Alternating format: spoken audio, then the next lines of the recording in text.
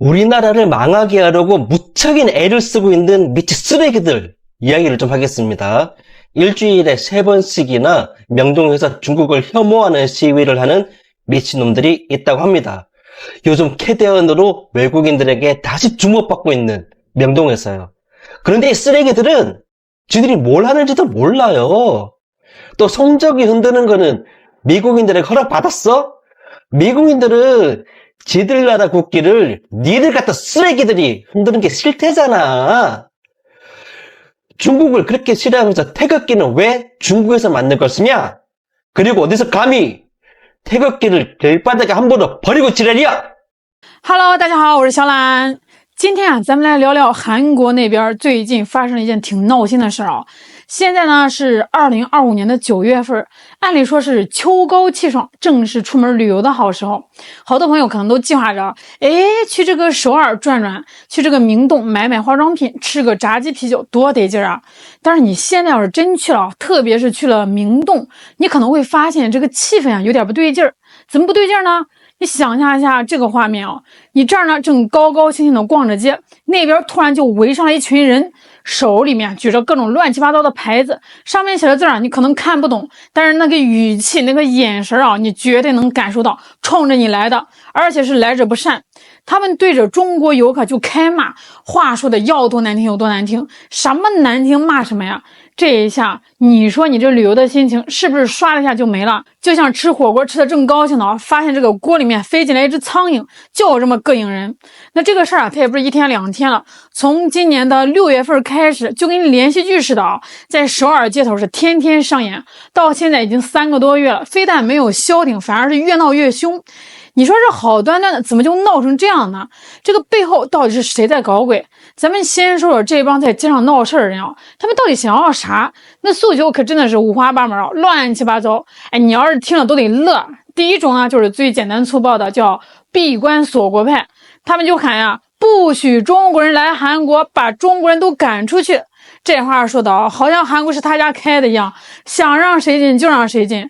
我就纳闷了，这都2025年了，全球都讲究个互通有无，你这儿倒好啊，直接梦回大清了。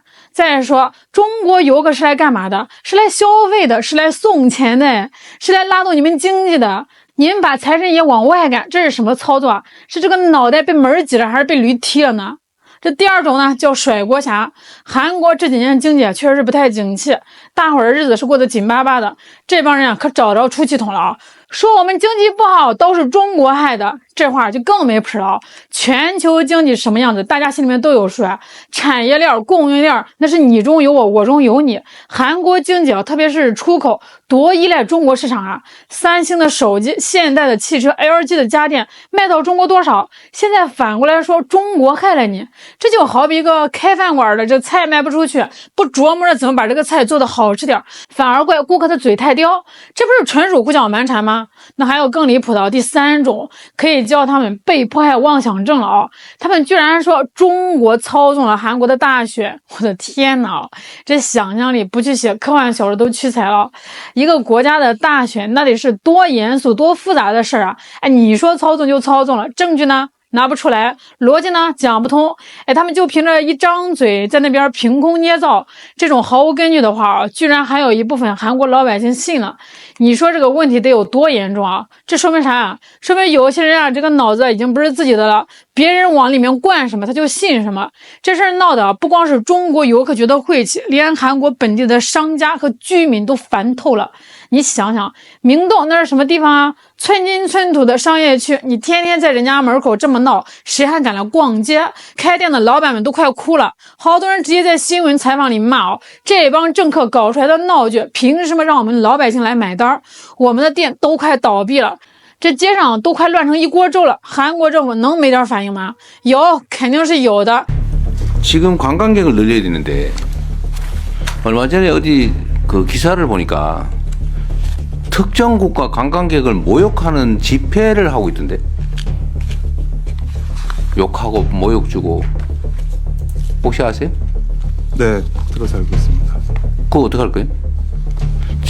제가 만약에 어느 나라 갔는데 내가 코리안 어글리 코리안 그리고 욕하고 막 삿대질하고 이러면 나 다시는 안 갈 것 같아. 그리고 그 나라 내 가지 말라고 동네방네 소문낼 것 같아. 지금 명동에서 그런 짓 하고 막 그러던데. 네, 그 일부러 그러더라고. 그 특정 국가 관광에 모욕을 해가지고 관계를 악화시키려고. 你听听，总统都给这个事儿定性了，叫闹剧，这话说的够重了吧？说明这个总统心里面明的跟镜似的呀，知道这帮人是在胡闹，但是光说狠话能管用吗？好像不太管用。这个总统发完火，总理金明熙也赶紧出来表态。到了9月19号，这位金总理下了个紧急指令，要求韩国警方对这些非法的暴力的集会活动要采取强力措施。什么叫强力措施啊？其实说白了就是要动真格的了，该抓的抓，该驱散的驱散，不能再让他们这么无法无天了。命令是下去了，警察他也确实是出动了，但是结果呢，收效甚微。怎么回事呢？这帮闹事的人就跟打游击似的，你来我走，你走我来。警察在这条街管住了，他们就跑到那条街上去闹，而且他们还特别会利用舆论。这个警察稍微一推搡，他们就往这地上一躺，大喊警察打人了。然后旁边早就安排好的人拿着个手机一顿猛拍，发到网上去。你看，又是一波新的节奏。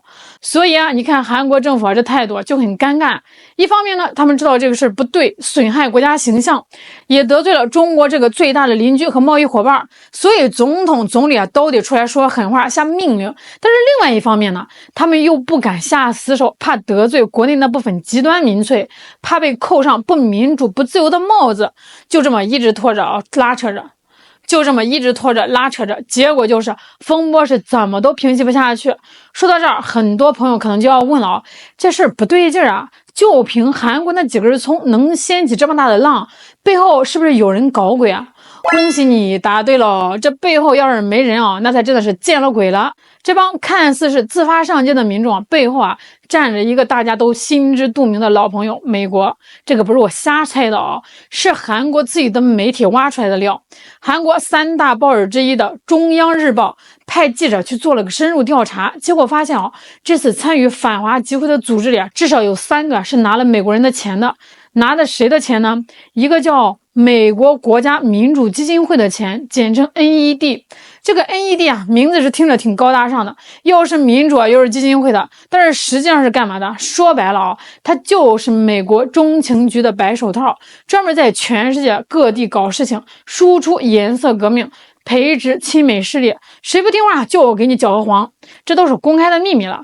这下子呢，很多事情就解释得通了呀。第一，你看那些集会的人这手里面除着举着辱骂中国的标语，还举着什么呢？美国国旗，星条旗我就想问问了你们是韩国人还是美国人啊？一个韩国的内部集会，你举着美国国旗，这是什么意思啊？这不就等于直接告诉大家谁是你们的后台老板吗？还有这第二，你听听他们喊的口号，什么反对中国经济胁迫，什么维护印太地区自由航行，这话听着是不是有点耳熟啊？这不就是美国国务院发言人天天挂在嘴边的话吗？跟美国政府的对华政策简直就是一个模子里刻出来的，这就清楚了这根本就不是什么韩国民众的自发行为，而是一场由外部势力出钱出剧本，韩国国内一小撮极端分子出演的政治闹剧。目的就是要在中韩两国之间制造矛盾，破坏中韩关系，好让美国做出渔翁之利。那除了这种街头上的硬碰硬人家还有软刀子。就在9月10号，韩国上映了一部新电视剧，叫《暴风圈》。那这部剧里但凡出现中国的城市那镜头给的就是又脏又乱又差，把咱们的城市刻画描绘成贫民窟一样。里面出现的中国人形象呢，不是粗鲁野蛮，就是狡猾奸诈，没一个好人。更可气的是，这剧里还公然的歪曲历史，把这个中国描绘成一个好战、具有侵略性的国家。你看，这就是文化反华呀！它不像街头闹事那么直接，但它的影响更坏，是潜移默化的。韩国老百姓呢，特别是那些不了解中国的年轻人，天天看这种电视剧他们会对中国形成什么样的印象？时间长了，假的也变成真的了呀！韩国世宗大学有位研究中国问题的专家叫郑载浩，他就说了一句大实话，他说这些小规模的集会本身影响可能没那么大，但是现在是网络时代，你只要把这些画面拍下来，往这个社交媒体上面一放，再找这个水军一炒作，它的破坏力就会被无限放大。外部势力就是看中了这一点他们花小钱办大事，用最低的成本来达到最大的破坏效果。而且你再品品这个时间点也特别有意思啊！这个是什么时候开始闹起来的？6月份，闹得最凶是什么时候？9月份，这正好是中韩两国准备要重启高层对话，关系要回暖的时候。而且吧，也正好是韩国政府刚宣布要对中国游客搞免签政策，想多吸引点中国游客来消费的时候，你说巧不巧？就在这个节骨眼上，反华集会就闹起来了。要说这背后没人布局啊，没人策划，鬼都不信哦。那现在可怜的就是那些想安安生生做生意的韩国商户和那些满怀期待来旅游的中国游客，平白无故的被这帮愚蠢又无知的棋子给拖下了水。哎，有句话说得好，自己种下的苦果，跪着也要吃完。现在呢，这场反华闹剧的苦果，韩国自己已经开始尝到了。最直接的就是旅游业啊。咱们来看一组数据，这是韩国观光公社，也就是他们的旅游局自己公布的最新数据，做不了假的啊。2025年上半年来韩国的中国游客数量只恢复到疫情前，也就是2019年同期的38%，连40%都不到。但是反过来呢，去中国的韩国游客却比疫情前同期增长了67%。这一来一回对比多鲜明啊！说明什么？说明中国人现在不愿意去韩国了，但是韩国人呢还愿意来中国，这就形成了一个巨大的旅游逆差。具体数字是，今年1到6月份，中国去韩国的游客是87万人次，而韩国来中国的游客达到了153万人次。韩国人来中国的比中国人去韩国的多了将近1倍。想当年啊，2019年的时候，那是什么光景啊？中国呢是韩国最大的游客来源国，一年呢有超过600万中国人去韩国旅游，给这个韩国带去了差不多150亿美元的收入啊！150亿美元啊，这是多么大一块蛋糕！现在呢，明洞街头冷冷清清啊，很多以前专门做中国游客生意的店铺啊，现在是门可罗雀，老板们天天坐在店里唉声叹气，直言快活不下去了。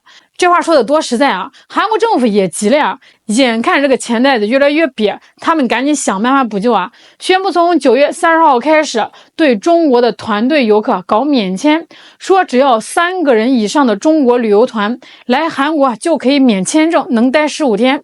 哎，你听听，这个政策够诚意了吧？为了挽回中国游客，都下了血本了。但是问题来了，哎，你这边刚宣布免签，那边街上还有人举着牌子骂你呢，你让中国游客怎么想啊？哎，我为了省个签证费跑去你那儿挨骂吗？我是有受虐倾向吗？所以说啊，你这个善意的举措能不能起作用，关键还得看你能不能给人家提供一个安全、友好、让人舒心的旅游环境。如果连这个最基本的安全和尊重都保证不了，那你就是宣布永久免签啊，恐怕也没人愿意去了。现在的韩国啊，可以说就站在一个历史的十字路口，是继续被人当枪使，在中美之间来回摇摆，最后里外不是人，还是拿出勇气和智慧啊，走出一条真正独立自主、符合自己国家长远利益的发展道路。这个选择呢，不仅关系到韩国的国家命运，也直接影响到每一个韩国老百姓的饭碗和生活。希望这个首尔街头的喧嚣能早日平息，让这个理性与和平的声音啊重新成为主流。好了，今天就给大家聊到这里，我是小兰，我们下期再见。